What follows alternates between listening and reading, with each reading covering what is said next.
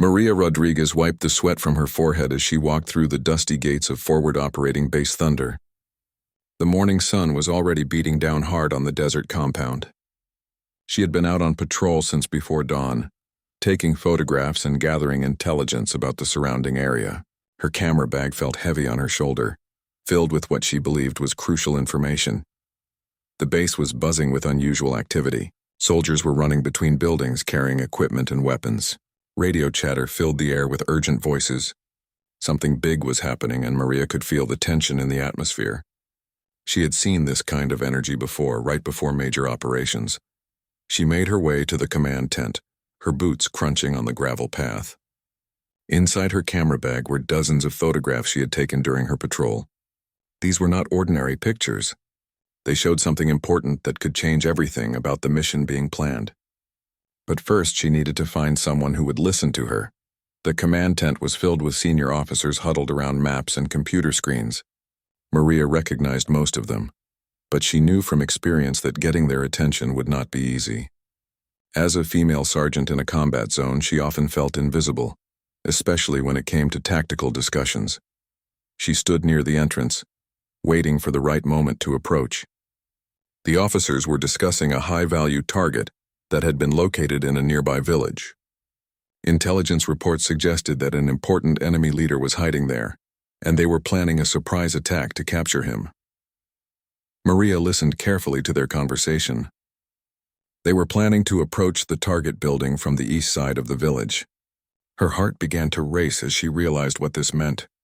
During her morning patrol, she had observed that exact area through her camera lens. What she had seen there was completely different from what these officers were discussing.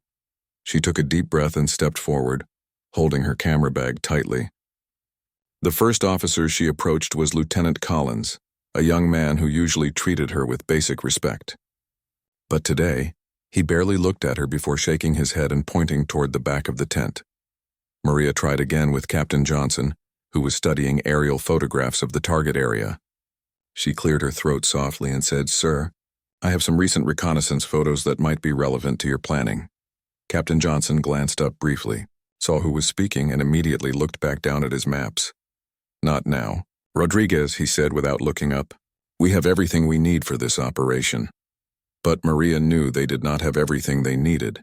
She had spent 3 hours that morning carefully documenting the eastern approach to the village. Her photographs showed defensive positions that were not marked on any of the official intelligence reports. There were hidden machine gun nests, concealed sniper positions, and obstacles that would make the planned assault route extremely dangerous. She moved through the tent, trying to catch the attention of different officers. Each time she was met with the same response. They were too busy, too focused on their existing plans to listen to input from a sergeant, especially a female sergeant whose primary job was taking photographs. Finally, she decided to approach Sergeant First Class Thompson, the senior non-commissioned officer who was coordinating much of the tactical planning.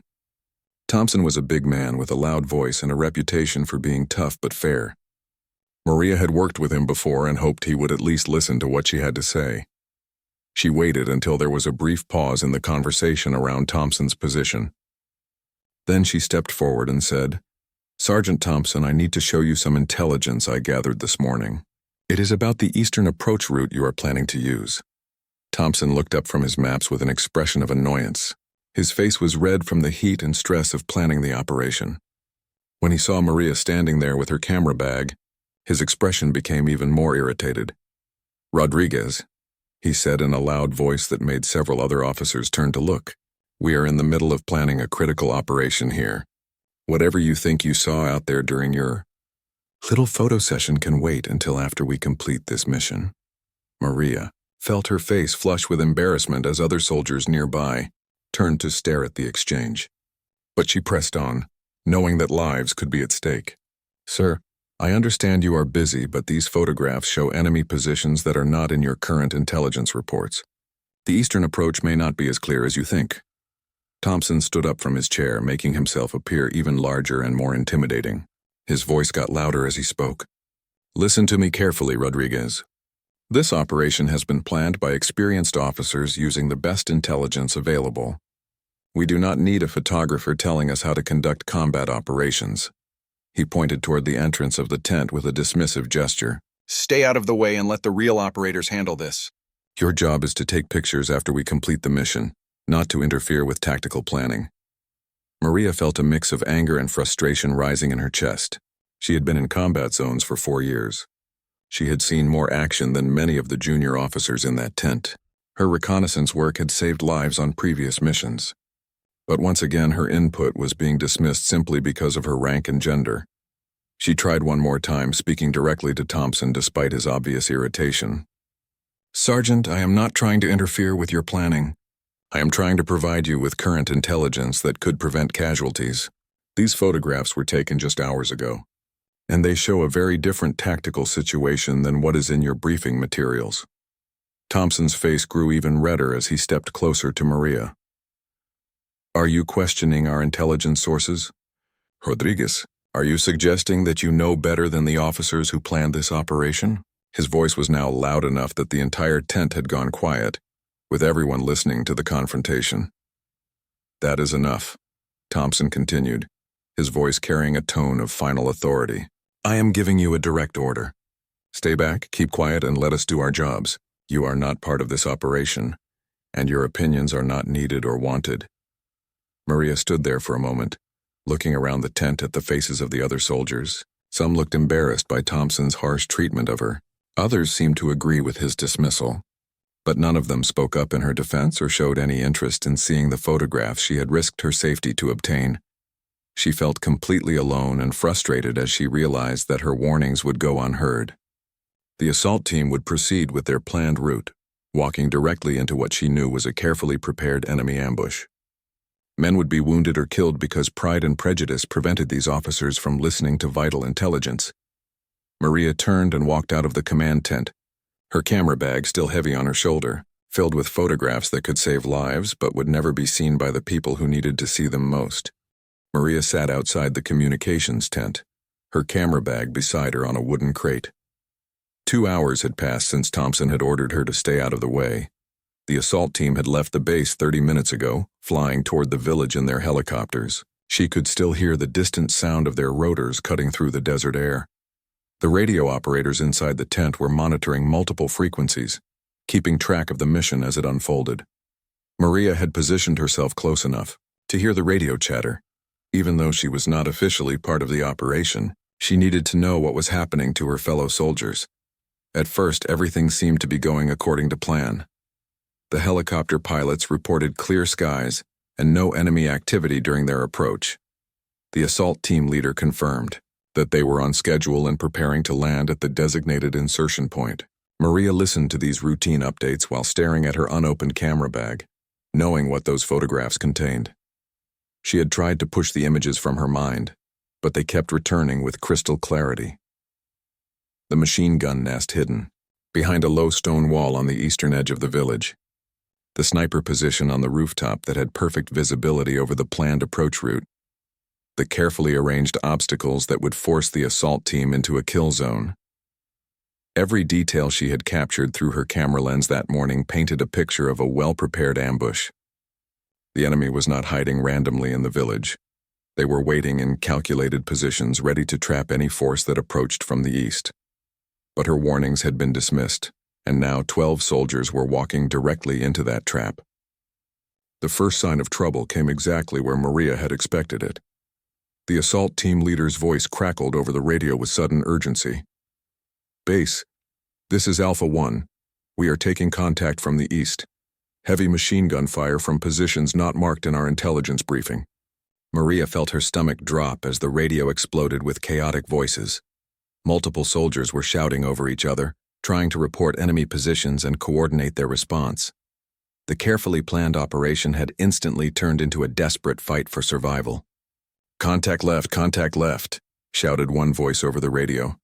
Machine gun position behind the stone wall approximately 200 meters east of the target building. Maria closed her eyes, remembering the exact photograph she had taken of that stone wall. She had spent several minutes studying it through her telephoto lens, documenting the camouflaged gun barrel and the prepared firing positions. If anyone had looked at her photographs, They would have known exactly where that machine gun was hidden. More reports flooded in over the radio. Sniper fire from the rooftop.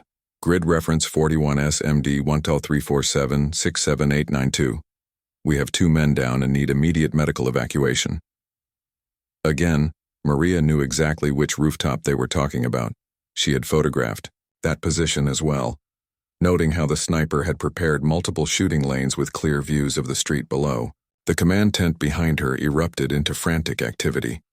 Officers who had been calmly planning other operations suddenly found themselves managing a crisis. Thompson's voice could be heard above the others, shouting orders and demanding updates from the trapped assault team. Alpha 1, report your status. Thompson's voice came over the radio. Can you advance to the target building? The response was filled with the sound of gunfire and explosions. Negative, negative. We are pinned down in a compound approximately 300 meters from target. Enemy positions are too well fortified. We cannot advance and we cannot retreat. Request immediate fire support and medical evacuation. Maria opened her camera bag and spread her photographs across the wooden crate. Every enemy position being reported by the trapped soldiers was clearly visible in her morning reconnaissance. The machine gun nest, the sniper positions, the blocked escape routes, the prepared killing zones. It was all there in black and white, documented with professional precision. She could hear Thompson inside the command tent, arguing with other officers about how their intelligence had failed so completely. How did we miss all these enemy positions? He was shouting. Our briefing materials showed minimal resistance in this area. Maria stood up and walked to the entrance of the command tent, her photographs in her hands. Through the open flap, she could see Thompson standing over a map table, sweat pouring down his face as he tried to coordinate a rescue operation. The base commander had arrived and was demanding explanations for the intelligence failure. Sir, Thompson was saying to the commander, our sources indicated that the area was lightly defended. We had no information about these prepared positions. He gestured frantically at the map, pointing to areas where the enemy fire was coming from. Maria looked down at her photographs, then back at the chaos inside the tent. She could walk in there right now and show them exactly where every enemy position was located. Her images would provide precise coordinates for artillery strikes that could suppress the enemy fire and allow the assault team to escape. But she remembered Thompson's harsh words from earlier. Stay out of the way and let the real operators handle this. Even now, as the mission fell apart exactly as she had predicted, would they listen to her? Or would their pride prevent them from accepting help from the photographer they had dismissed? The radio crackled again with an urgent medical evacuation request. Base, this is Alpha 1. We have 3 wounded soldiers who need immediate extraction. Enemy fire is too intense for standard medical evacuation procedures. We are requesting emergency extraction under fire. Maria made a decision. She walked into the command tent, pushing past junior officers who were rushing around with maps and radio equipment. She approached Thompson's position at the central planning table, her photographs held prominently in front of her. Sergeant Thompson, she said in a clear, strong voice that cut through the noise and confusion. I have detailed reconnaissance, photographs of all the enemy positions that are currently engaging our soldiers. These images show exact locations, firing angles, and defensive preparations that can be used to coordinate effective suppressive fire.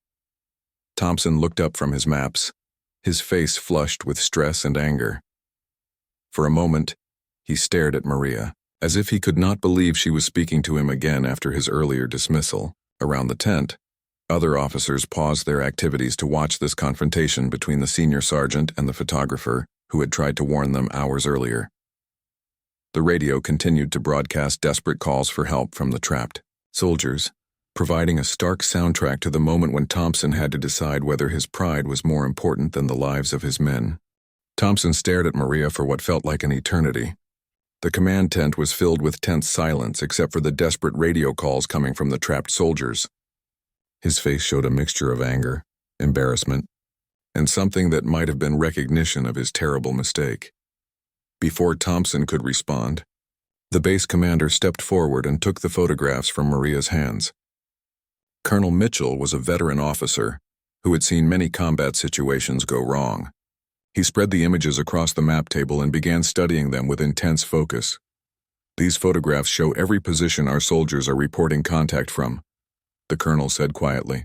His voice carried authority that made everyone in the tent stop what they were doing and listen. When were these taken, Sergeant Rodriguez? This morning at 600 hours, sir, Maria replied. I conducted a reconnaissance patrol of the target area and documented all defensive positions I observed. I tried to report these findings before the mission launched, but was told my intelligence was not needed. Colonel Mitchell looked up at Thompson with cold eyes. The radio continued broadcasting urgent calls from Alpha Team. We have 4 wounded now and are running low on ammunition. Enemy fire is increasing and we cannot hold this position much longer. The colonel turned back to Maria. Sergeant Rodriguez, I need you to help us coordinate fire support using these photographs. Can you provide exact coordinates for artillery strikes on these enemy positions? Yes, sir, Maria replied immediately. I have GPS coordinates and range estimations for every position shown in these photographs. I can direct precision strikes that will suppress enemy fire without endangering our trapped soldiers. Thompson opened his mouth to protest, but Colonel Mitchell cut him off with a sharp gesture. Sergeant First Class Thompson, you are relieved of tactical coordination duties. Sergeant Rodriguez will assist our fire support coordinator in directing suppressive fire on enemy positions. Maria felt a rush of relief and determination as she moved to the fire support radio. Finally, someone was listening to her intelligence and giving her the chance to help save lives. She spread her photographs on the radio operator's table and began converting her visual observations into precise military coordinates. Fire Direction Center. This is Ghost Eye. Maria spoke into the radio headset, using the call sign the colonel had assigned to her. I have multiple fire missions for immediate suppression of enemy positions engaging friendly forces in Sector 7. She looked at her first photograph, the machine gun nest behind the stone wall that was causing the most casualties. Fire mission, Grid 41SMD 10345678890, enemy machine gun position in prepared defensive works. Danger close to friendly forces, estimate range to friendlies at 300 meters. The artillery battery responded quickly. Ghost Eye shot out. Within seconds, Maria heard the whistle of incoming artillery shells through the radio transmission from the trapped soldiers. The explosion was perfectly placed directly on target. Direct hit on machine gun position, came the excited voice of Alpha Team Leader. Enemy fire from that position has ceased. Outstanding shooting fire control. Maria smiled grimly and moved to her next photograph. She had documented 6 major enemy positions that morning, and each one needed to be neutralized to give the assault team a chance to escape. Her training as a photographer had taught her to notice details that others missed, and now those same skills were being used to save lives. Fire mission, Grid 41SMD 10347678892, enemy sniper position on rooftop with multiple firing ports. Estimated 1 to 2 enemy personnel. Again, the artillery responded with precision, and again, the trapped soldiers reported immediate relief from that direction. But Maria knew that artillery alone would not be enough to extract the wounded soldiers. The enemy had prepared their ambush too well, with multiple fallback positions and escape routes. Someone would need to get close to the action to coordinate the extraction operation and guide the soldiers to safety. She studied her photographs more carefully, looking for routes that would allow a small team to approach the trapped soldiers without being detected. Her morning patrol had given her intimate knowledge of every rock formation, every building, every piece of cover between the base and the village. Colonel Mitchell, Maria said during a brief pause in the fire mission, I know a route that could get a small extraction team close to Alpha Team's position. The enemy defensive positions are oriented toward the main approaches, but there is a wadi system that provides concealed movement from the north. The colonel studied her photographs and the terrain map. How do you know about this route, Sergeant? Sir, I have patrolled this area multiple times over the past month. I have photographed the terrain from every angle and documented all possible movement routes. The wadi system is not visible from the enemy positions and it leads to within 50 meters of where Alpha Team is trapped. Colonel Mitchell nodded slowly. What are you proposing, Sergeant Rodriguez? Maria took a deep breath before answering. She knew her next words would either save lives or end her military career. Sir, I request permission to lead a small extraction team using the concealed route I have identified. I can guide them to Alpha Team's position and coordinate their withdrawal to a safe landing zone for medical evacuation. The tent went completely quiet except for the radio chatter. Every officer present understood the enormity of what Maria was proposing. She was asking to lead a combat mission into an active battle zone, something far beyond her normal duties as a photographer. Thompson, who had been silent since being relieved of duty, suddenly spoke up. "Sir, with respect, Sergeant Rodriguez is not qualified to lead combat operations. She is a photographer, not an infantry soldier." Maria turned to face Thompson directly. "Sergeant Thompson, I have completed the same combat training as every soldier in this unit. I have been under enemy fire more times than I can count while documenting combat operations. Most importantly, I am the only person in this room who knows exactly where our soldiers are trapped and exactly how to reach them safely." Colonel Mitchell studied Maria's face carefully. He could see determination and confidence there, but also the quiet competence of a professional soldier who knew her capabilities and limitations. The radio continued to broadcast increasingly desperate calls from Alpha Team, reminding everyone present that time was running out. "Alpha 1, this is base," the colonel spoke into his radio. "We are organizing an extraction team to reach your position using a concealed approach route. Maintain your current position and continue suppressive fire on enemy positions as directed by Ghost Eye." He turned back to Maria. "Sergeant Rodriguez, I am authorizing you to organize and lead a small extraction team. You will have full tactical authority for this operation. Select your team members and prepare to move out immediately." Maria felt her heart pounding as she realized the colonel was trusting her with the most important mission of her career. 12 soldiers were counting on her knowledge, skills, and courage to bring them home safely. Maria moved quickly through the base, selecting her extraction team with careful consideration. She chose Corporal Jenkins, a medic with combat experience who could treat the wounded soldiers during the rescue. Staff Sergeant Williams joined them, bringing his expertise with heavy weapons and communications equipment. Private First Class Chen completed the team with his skills as a radio operator and his small size that would help them move quietly through the terrain. Within 20 minutes, the 4 soldiers were geared up and ready to move. Maria had studied her photographs one final time, memorizing every detail of the route they would take to reach the trapped Alpha Team. She carried extra radio batteries, medical supplies, and her camera equipment modified with night vision capabilities.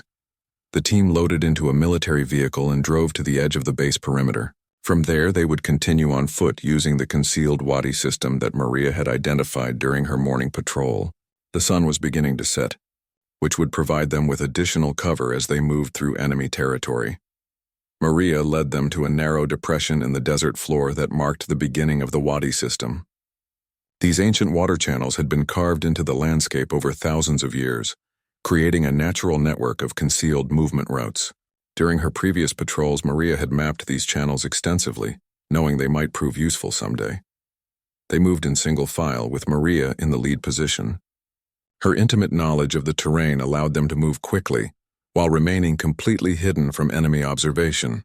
Every twist and turn of the wadi had been photographed and studied.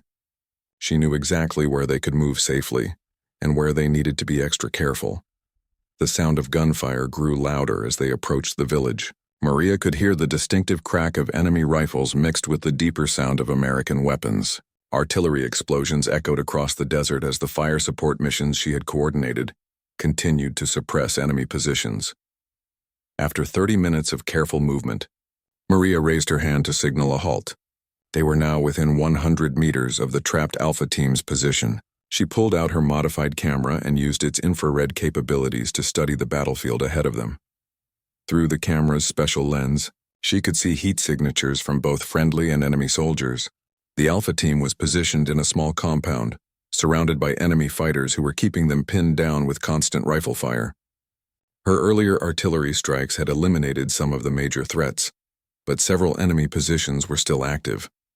Maria activated her radio and switched to the Alpha Team's frequency. "Alpha 1, this is Ghost Eye.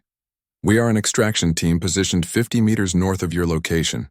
Can you identify your exact position and the location of your wounded personnel?" The response came immediately, filled with relief and hope. "Ghost Eye, this is Alpha 1. We have 4 wounded soldiers in the northeast corner of the compound. Enemy positions are approximately 30 meters to our east and south. We are running very low on ammunition and cannot hold this position much longer." Maria studied the situation through her camera's infrared view. She could see the enemy positions clearly, but she also identified something that could change the entire tactical situation. The enemy fighters were concentrated in prepared positions, but they had left their flanks exposed, assuming that any rescue attempt would come from the main roads. Alpha 1, stand by for instructions, Maria transmitted. She turned to her team members and quickly explained her plan.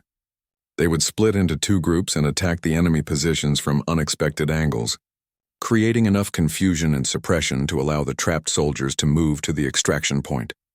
Staff Sergeant Williams positioned himself with a clear view of the eastern enemy positions. His heavy machine gun would provide covering fire while Maria and the others moved to coordinate the extraction. Corporal Jenkins prepared his medical equipment, ready to treat wounded soldiers as soon as they could reach them. Maria moved closer to the compound, using her camera to identify the best route for the trapped soldiers to follow during their withdrawal. She found a path that would keep them in cover for most of the movement to the extraction point. Then she activated her radio again. Alpha 1, this is Ghost Eye. In 30 seconds, we will begin suppressive fire on enemy positions. When you hear our machine gun open fire, move your wounded to the northwest corner of your compound. Follow the stone wall north for 50 meters. Then turn west to the large boulder formation. We will guide you from there to the extraction point. Maria checked her watch and prepared to coordinate the most complex tactical operation of her career. Everything depended on precise timing and clear communication. The lives of 12 soldiers hung in the balance, and she was responsible for bringing them all home safely. All extraction team members, prepare to engage enemy positions on my mark, she transmitted to her team. Through her camera, she could see the enemy fighters were still focused on the compound where Alpha Team was trapped. They had no idea that a rescue force was positioned behind them. Mark, mark, mark, Maria transmitted. Staff Sergeant Williams opened fire with his machine gun, sending accurate bursts into the eastern enemy positions. The enemy fighters immediately began returning fire, but they were shooting at muzzle flashes rather than clearly identified targets. Maria watched through her camera as the Alpha Team began moving, their wounded soldiers toward the extraction route she had identified. The suppressive fire was working, forcing the enemy to take cover instead of maintaining aimed fire at the trapped Americans. Alpha 1, you are moving well. Continue north along the stone wall. We have suppressed enemy positions to your east. Maria's voice remained calm and professional despite the intensity of the firefight surrounding them. But as the rescue operation continued, Maria noticed something troubling through her infrared camera. Additional enemy fighters were moving toward their position from the south, apparently responding to the sounds of battle. The extraction team was about to find themselves surrounded, just like the soldiers they were trying to rescue. Maria realized she had to make a critical decision. She could continue with the current plan and hope they could extract everyone before the enemy reinforcements arrived, or she could take a much more dangerous risk that might save everyone, but could cost her own life in the process. The sound of approaching enemy forces grew closer as Maria prepared to make the most important decision of her military career. Maria made her decision in an instant. She could not let the enemy reinforcements trap both her extraction team and the soldiers they were trying to rescue. Someone needed to draw the enemy fire away from the main group, and she was the only one who knew the terrain well enough to survive such a dangerous mission. Williams, Jenkins Chen, she transmitted urgently to her team members. Continue the extraction operation as planned. Get Alpha Team to the landing zone and call for immediate medical evacuation. I am going to delay the enemy reinforcements and give you time to complete the mission. Before anyone could protest, Maria was moving. She grabbed her camera bag and a portable radio, then disappeared into the maze of wadis and rock formations that she had studied so carefully during her morning patrol. Behind her, she could hear Staff Sergeant Williams calling her name over the radio, but she had already switched to a different frequency. Maria moved through the terrain like a ghost. Every shadow, every boulder, every depression in the ground had been photographed and memorized. She used this knowledge to position herself between the approaching enemy reinforcements and her extraction team. Her plan was simple but extremely dangerous. She would use her camera's infrared capabilities to spot the enemy fighters, then call in artillery strikes on their positions while staying mobile enough to avoid being captured or killed. The enemy reinforcements were moving in a loose formation, approximately 15 fighters advancing toward the sound of gunfire. Maria found a position on a small ridge that gave her a clear view of their approach route. She activated her portable radio and contacted the fire control center back at the base. Fire control, this is Ghost Eye. I have enemy reinforcements moving toward the extraction site. I need immediate fire missions on multiple targets. Be advised I am operating alone and will be adjusting fire from close range. The fire control operator's voice came back with obvious concern. Ghost Eye, what is your distance from target area? We need to ensure your safety before engaging. Maria looked through her camera at the approaching enemy fighters. They were now less than 200 meters from her position and closing fast. Fire control target safety is secondary to mission success. I have clear observation of enemy positions and will adjust fire as needed. She began calling in artillery strikes with the same precision she had used to suppress the ambush positions earlier. Each fire mission was carefully calculated to destroy enemy positions, while allowing her to move to a new observation point. The enemy fighters found themselves under accurate artillery fire from an observer they could not locate. Meanwhile, her extraction team successfully reached the Alpha soldiers and began moving the wounded toward the landing zone. Maria monitored their progress on a secondary radio frequency, while continuing to direct fire missions against the enemy reinforcements. Ghost Eye, this is Alpha 1, came the voice of the trapped team leader. We have reached the extraction point with all personnel.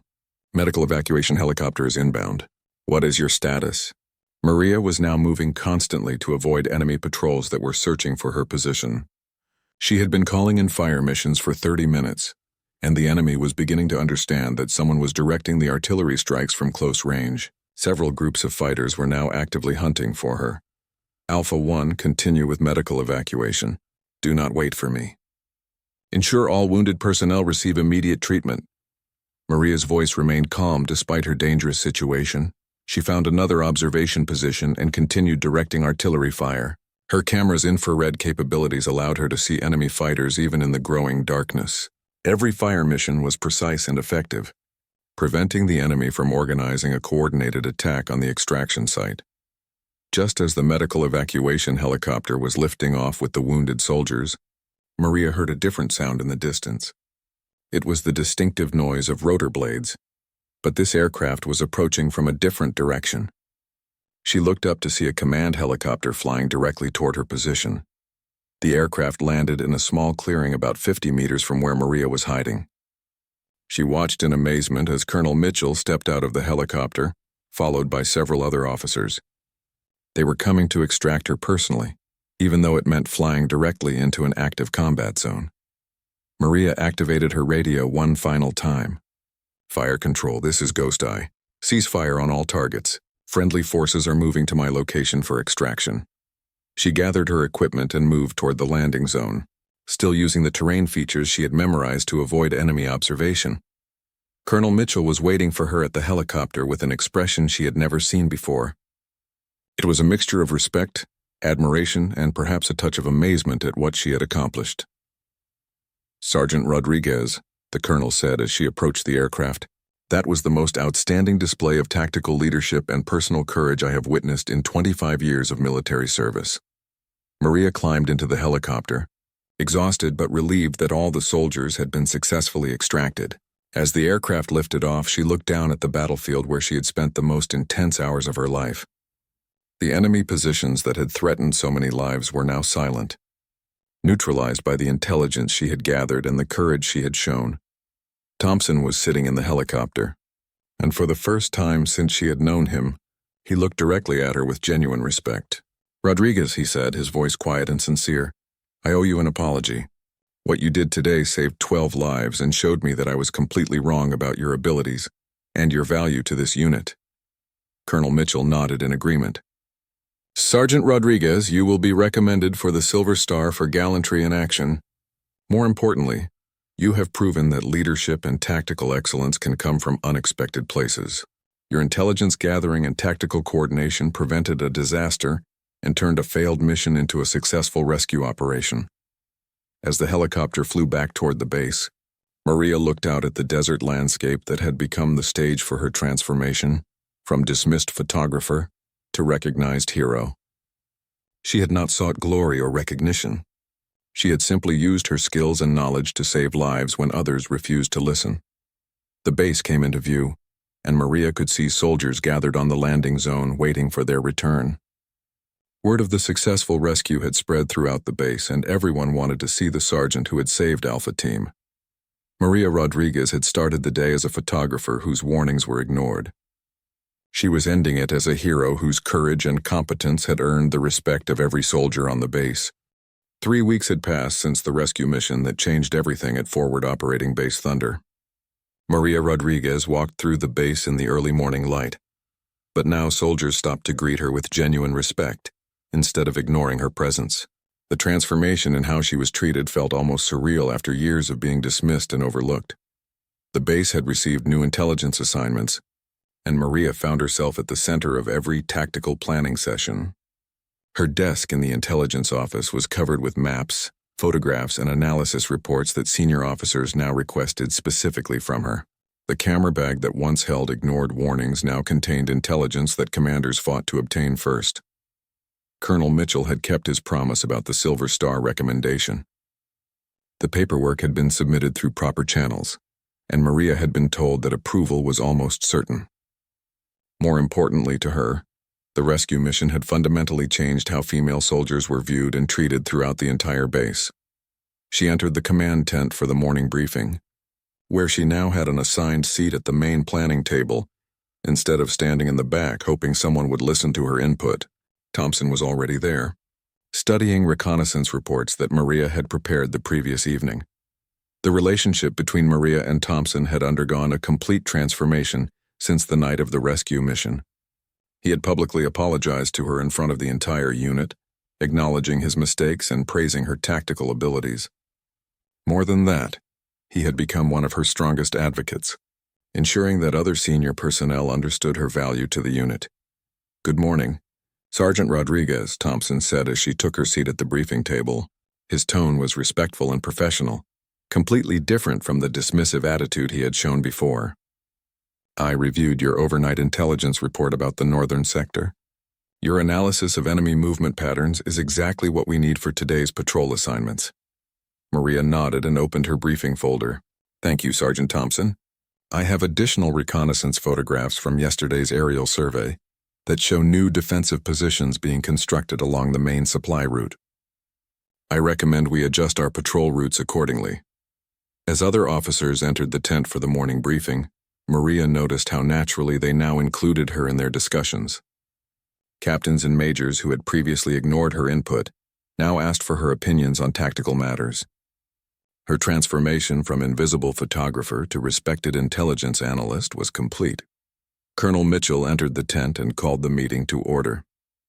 The first item on the agenda was a new mission that required detailed reconnaissance of a suspected enemy weapons cache. Without hesitation, the colonel turned to Maria for her assessment. "Sergeant Rodriguez, I want you to lead the reconnaissance mission for this operation. Select your team and develop a complete intelligence plan. Your tactical judgment and field experience make you the best qualified person for this assignment." Maria felt a surge of pride and responsibility as she accepted the mission. 6 months ago, she would have been told to stay out of the way while others planned such operations. Now she was being entrusted with leading critical intelligence gathering missions that could affect the safety of hundreds of soldiers. After the briefing, Maria walked to the communications center to review the latest intelligence reports from other bases in the region. Staff Sergeant Williams, who had been part of her extraction team, was monitoring radio frequencies and updating situation reports. "Morning, Sergeant Rodriguez," Williams said with a smile. "I have some interesting radio intercepts from last night that you should see. It looks like our enemies are changing their communication patterns, probably because of how effectively we have been disrupting their operations." Maria studied the intercept reports with the same attention to detail that she brought to analyzing photographs. Her success in the rescue mission had given her confidence to trust her analytical instincts in all areas of intelligence work, not just visual reconnaissance. As she worked through the intelligence reports, Maria reflected on how dramatically her life had changed. The respect she now received from her colleagues was satisfying, but more important was the knowledge that her work was saving lives and contributing to successful military operations. Her camera equipment had been upgraded with the latest technology, and she now had access to resources that had been denied to her before. The photography skills that had once been dismissed as unimportant were now recognized as crucial intelligence gathering capabilities. Private First Class Chen, the radio operator who had been part of her extraction team, approached her desk with a message from headquarters. Sergeant Rodriguez, you have received orders to report to division headquarters next week. They want to interview you about developing new reconnaissance procedures based on your recent success. Maria read the orders with interest. Division headquarters wanted to study her methods and potentially implement them across all units in the region. Her techniques for combining photographic reconnaissance with tactical analysis were being recognized at the highest levels of command. That afternoon, Maria received an unexpected visitor. A female lieutenant colonel from division headquarters had come to the base specifically to meet with her. Lieutenant Colonel Sarah Davis was the senior intelligence officer for the entire region, and she had heard about Maria's rescue mission through official reports. Sergeant Rodriguez, Lieutenant Colonel Davis said as they sat in the base commander's office, your actions 3 weeks ago have been studied by intelligence professionals throughout the theater of operations. We believe you have demonstrated capabilities that could revolutionize how we conduct reconnaissance and tactical intelligence gathering. She continued, I am here to offer you an opportunity that could change the direction of your entire military career. Division Headquarters is creating a new specialized intelligence unit that will focus on close reconnaissance and tactical analysis. We want you to help design and lead this unit. Maria was stunned by the magnitude of the opportunity being presented to her. Just weeks earlier, she had been a dismissed photographer whose warnings were ignored. Now she was being offered the chance to lead an elite intelligence unit and train other soldiers in advanced reconnaissance techniques. Ma'am, I am honored by this opportunity, Maria replied carefully. What would this assignment involve, and how would it affect my current duties here at the base? Lieutenant Colonel Davis smiled. You would be promoted to staff sergeant and transferred to division headquarters as the senior instructor for advanced reconnaissance techniques. You would help select and train personnel for specialized intelligence missions throughout the region. Your experience and proven abilities make you uniquely qualified for this position. As Maria considered this life-changing opportunity, she thought about all the soldiers whose lives might be saved by better intelligence gathering and reconnaissance procedures. Her journey from ignored photographer to recognized expert had prepared her for exactly this kind of responsibility. Maria stood in the briefing room at division headquarters, looking at 12 soldiers who would form the first class of her new specialized reconnaissance unit. These men and women had been selected from bases across the region, each one chosen for their potential to become elite intelligence gatherers. But as Maria studied their faces, she could see the doubt and skepticism that she remembered so well from her own experiences. 3 of the soldiers were senior sergeants with more years of service than Maria. 2 were male officers who clearly questioned why they were being trained by someone they saw as just a photographer. The female soldiers in the group looked hopeful but uncertain, probably wondering if this new unit would actually give them opportunities to prove themselves. Lieutenant Colonel Davis had given Maria complete authority to design and implement the training program. It was both an incredible opportunity and a tremendous responsibility. The success or failure of this program would determine whether advanced reconnaissance techniques would be adopted throughout the military or dismissed as an experimental failure. Good morning, Maria began, her voice carrying the confidence she had developed through her recent experiences. I am Staff Sergeant Rodriguez, and I will be your primary instructor for the next 8 weeks. You have been selected for this program because your commanders believe you have the potential to become the most effective reconnaissance specialists in the theater of operations. She paused and looked directly at each soldier in the room. I know some of you are wondering why you are being trained by someone who was recently just a combat photographer. That is exactly the right question to ask, and by the end of this program you will understand the answer. Sergeant First Class Martinez, one of the senior soldiers, raised his hand. Staff Sergeant Rodriguez with respect. Most of us have years of combat experience and advanced training in reconnaissance techniques. What can you teach us that we do not already know? Maria had expected this question and was prepared for it. She walked to a large display screen and activated a presentation she had prepared. The screen showed aerial photographs of a military compound that looked similar to many bases the soldiers had seen before. This is a test, Maria said simply. I want each of you to study these photographs for 5 minutes and identify every security weakness and potential threat in this compound. Write down your observations and we will discuss them as a group. The soldiers began studying the images with the confidence of experienced military personnel. They quickly identified obvious features like guard towers, perimeter fences, vehicle checkpoints, and patrol routes. After 5 minutes, Maria asked them to share their observations. The list was impressive and covered all the standard tactical considerations that any well-trained soldier would notice.